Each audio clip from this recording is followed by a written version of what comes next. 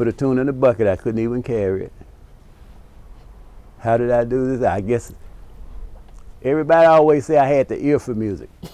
An ear for music and a passion for business. It is what keeps generations of people coming back to this Little Rock music landmark. A place where vinyl records, CDs, even cassette tapes never go out of style. Wake Up Central's Journey Taylor introduces us to the man behind the music with an unusual nickname whose career spans decades of spinning tunes and selling them too. Take a trip down 12th Street and you'll find a piece of living history. Come on. Surrounded by vinyl records, plastic CD cases, and reminders of the past sits a man with a unique name. Well, I like being ugly. You know, you can't tell who's pretty until you stand somebody ugly up next to them. Since 1979, Ugly Mike has done it all and has become a Central Arkansas legend. When you grew up not having anything, you learn how to hustle. You learn how to go out and get yours, because my parents didn't have anything to give us.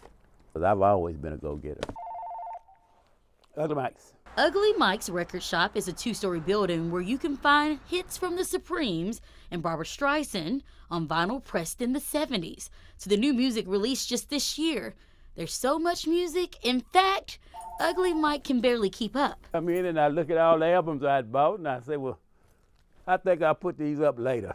That's my first ride. From day one, the business has been owned and operated till this day by Mr. Ugly Mike. When I was a kid playing football, I was kind of dirty. And one evening the coach said, this boy sure play ugly, don't he? And at first they just started calling me ugly, then they put Mike onto the end of it. Just, that's ugly Mike. And it stuck. The North Little Rock native joined the Navy after high school, and during a stint in Massachusetts, he found a passion for music, becoming a DJ for a radio station and a comedian. I returned home in '79. In 1979, the disco hit.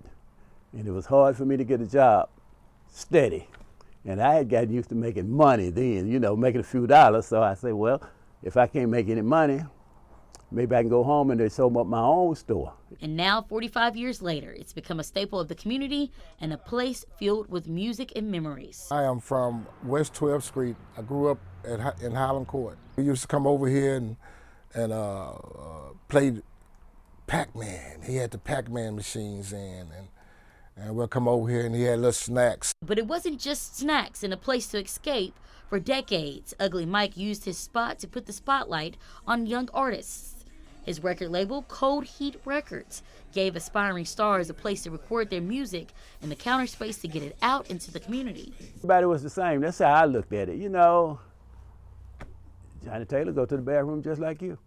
Put your stuff right there. Because there's only one rule to be a hustler. The bottom line is I'm in business to make money, period. You know, that's the bottom line. The shop was also a stop for many celebrities, from R&B singer Usher. I had no idea it would be Usher of today. To rappers like Coolio. I like visiting with Coolio. Coolio was good. But nothing beats the day that Pretty Tony shot his Down in a Dirty video outside the shop. 15,000 people showed up. I goes out to Sam's and I buy every bottle of water they have. It was in the summertime and I sold every one of them. The video shoot, fine with me, but I'm up here to make money. I'm selling this water now, you know. You can go to Ugly Mike's Records and tell them I sent you. Make sure you give you a discount when you get there, okay? All right. There used to be Sax Wax and Tapes, which was right there beside Philander Smith College, and then there was Soul Brothers Record Shop, and that's where Arkansas Baptist College is now. And then it was Ugly Mike's. Longtime DJ and morning show host Broadway Joe is an expert at spinning and buying records. And out of all of them, Ugly Mike's is still going. It's Ugly Mike's durability and his friendship that kept him coming back. Everybody has to figure out what's the next niche, what's this, what's that, and he keeps it going. And you don't do stuff like that unless you do good business. While some may see a place filled with junk, with light dust resting on top of timeless music, for others, the record shop is a testament of how it pays off to be in tune with the community. And despite the name, Ugly Mike says he's lived a pretty good life. That would be my legacy. I was this guy who had this record store, Ugly Mike's Records, and he did all right. He did us all right, and he did all right. UGLYMIKE.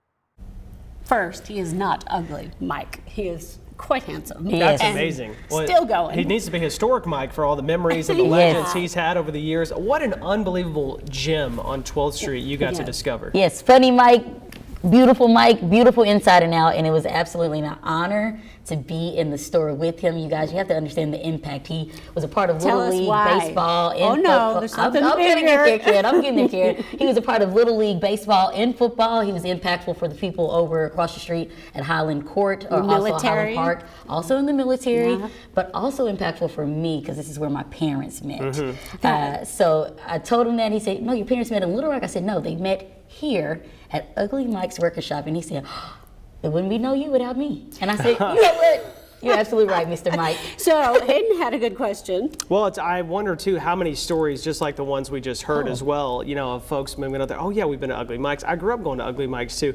But then your mom too, she found, what record was she looking She for? told me she was looking for Candy Rain by Soul for Real.